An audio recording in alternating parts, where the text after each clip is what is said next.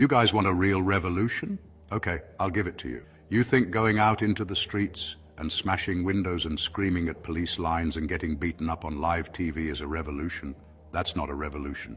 That's an entertainment package for the people in power. That's exactly what they want you to do. The beings that run this machine, the corporations, the politicians, the elites, the corrupt freaks sitting at the very top, the cabal, Illuminati, whatever you want to call it, they don't fear your anger. They feed on it. The whole system runs on a fuel source made entirely of your outrage, your division, your stress, your exhaustion, your trauma, your fear, your anger, and your hatred every single day.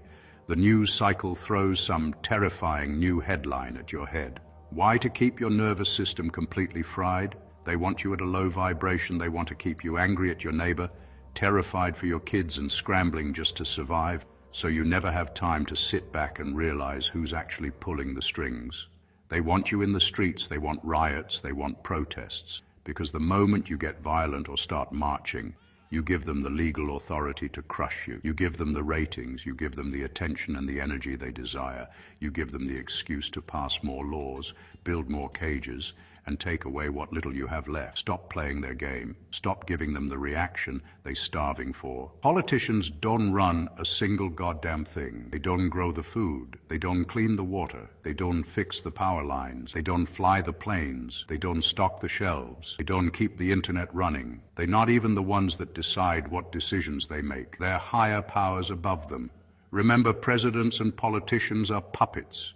They're not the ones in charge. There is a higher force above them that tells them what to say and what to do and what decisions to make. That's all they are, is puppets to a shadowy cabal, a shadowy elite. We do, the working people, yeah, we run every single inch of this planet. The entire apparatus, it only exists because we wake up every morning and build it for them. They don't have power over us, not really. We lend them our power every day at 9 o'clock in the morning when we clock in. And every time we swipe our cards to buy garbage we don't actually need, that's us handing over our power. Now, a lot of you are probably thinking, oh, that sounds great. Guess what? I live paycheck to paycheck. If I don't go to work for a month, my kids don't eat. I'll lose my apartment. I'm scared, and that fear is real. That's the hardest part of this whole thing. The system was intentionally designed to keep you so broke and isolated that you feel like you have no choice but to keep running on the hamster wheel. They want you terrified of losing your job because they know fear keeps you compliant. So, how do we actually do this? Unity. Before we ever initiate a strike, we have to build trust locally. We have to heal the unhealed wounds. We have to acknowledge and heal the unhealed wounds within humanity that have kept us divided